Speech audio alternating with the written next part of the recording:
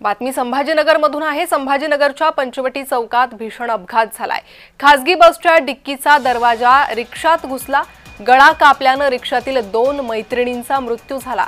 मध्य प्रदेशातून देवदर्शन करून येताना काळाचा घाला, 2 मैत्रिणींवर काळाने घाला घातला। अधिक माहिती घेणार आहोत आमच्या प्रतिनिधी विजय चिडे यांच्याकडून। विजय, काय नेमकी ही घटना घडली आहे, काय माहिती समोर येते आहे? नक्कीच प्रदेशाचा अपघात जो आहे तो छत्रपती संभाजीनगरमध्ये घडल्याचा पाहिला जात आहे।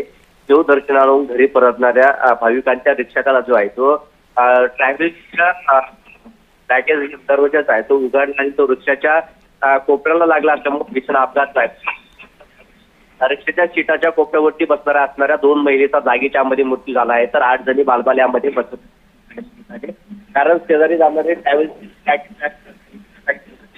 त्या रिक्षावरती जी विजय, काही तांत्रिक अडचणींमुळे तुमचा आवाज आमच्यापर्यंत पोहोचत नाहीये। धन्यवाद या सविस्तर माहितीसाठी। तर खासगी बसच्या डिक्कीचा दरवाजा थेट रिक्षात घुसला, ज्यामुळे 2 मैत्रिणींचा मृत्यू झालेला आहे। गळा कापल्याने दोघींचा मृत्यू झाला। मध्य प्रदेशातून देवदर्शन करून येताना काळाचा घाला।